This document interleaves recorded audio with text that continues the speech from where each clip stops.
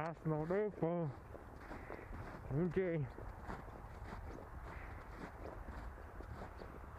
nó nhóc con lừa ô là đeo chỉ tỏ ra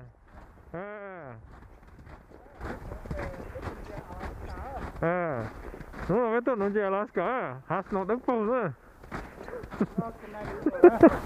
yeah Kenai River ui chỗ nó như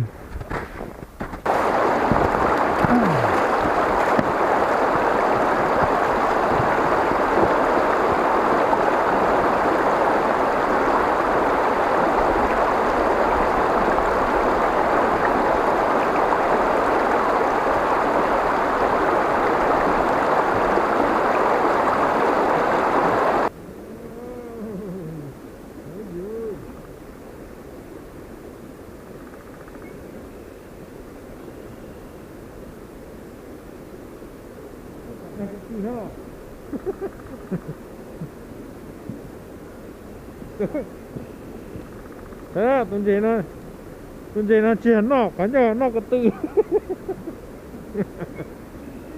mà cái tư thế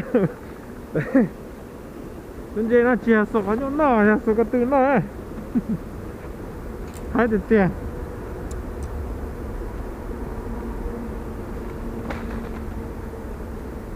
thay tao tiền gì chống hơn hả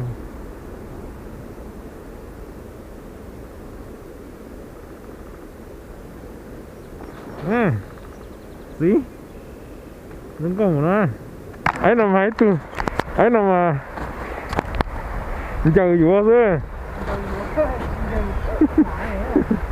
thế giờ luôn hai chục lần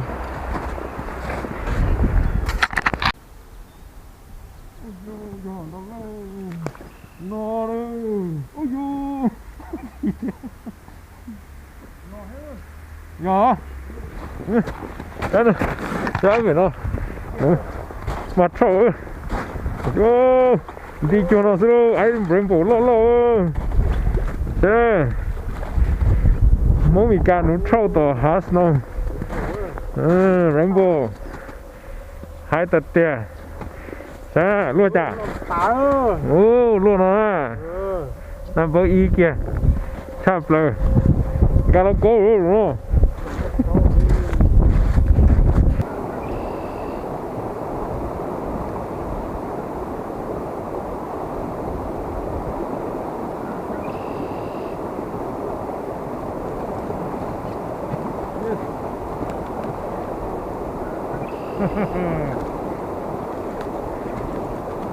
đấy đó con trẻ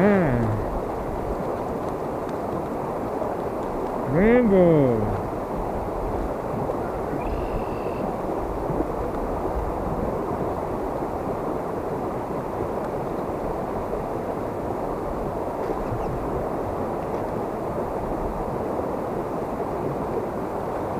okay rainbow trout see it beautiful fish alright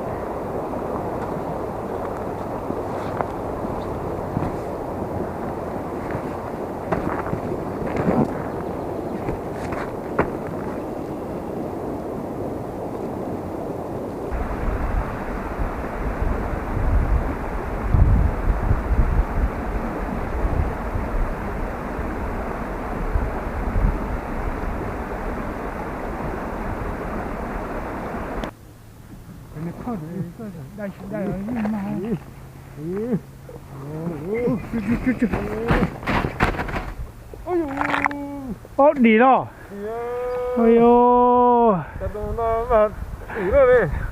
cô của hai muốn nhỏ xin ra thế nó mà đi đó nhưng mà chỉ đây mà cái tụi mình bỏ nó là tụi đi à tụi là nhớ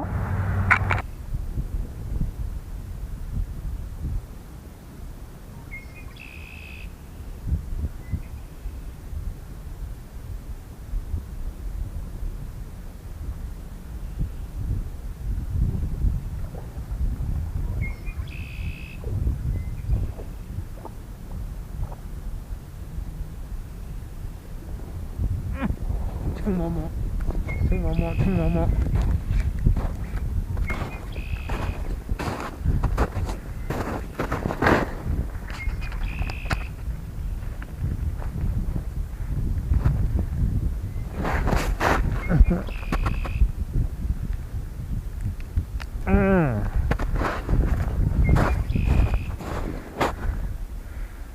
down that one. Okay, beautiful fish. Ôi ôi, chụp là thế. Thấy gì đâu. Ôi, đó tàu à. Yeah, there you go, rainbow. Lọt cười đấy đúng không?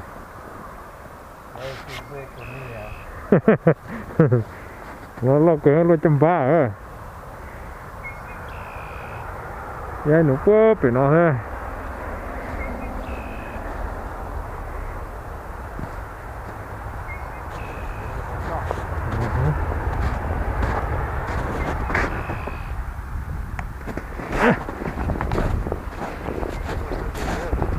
À. Yeah, nó là cắt cỏ à? Yeah.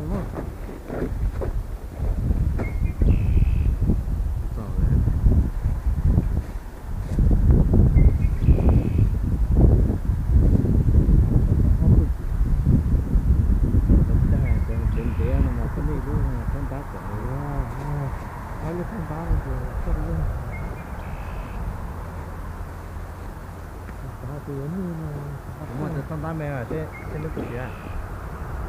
Mẹ mẹ luôn nó sao?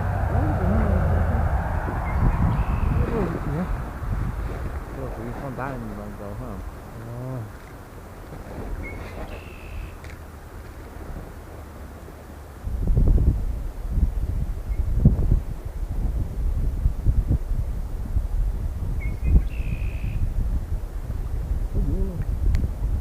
Không rồi à.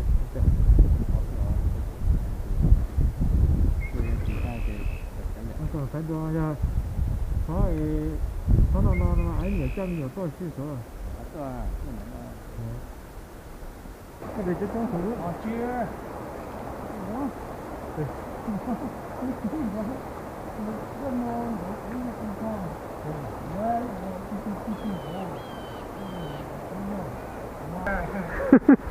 Ê, mà ơi. Mà kia. Cái tao nón chè nó lỗ chè tết tiệt.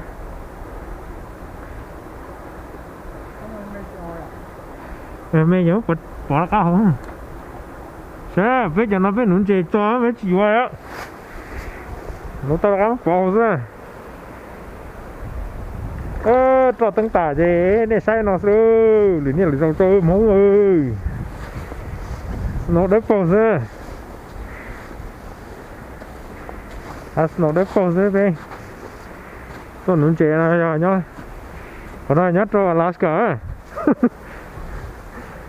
tụi đây nào hỗ trợ nó ấy Kenai River okay.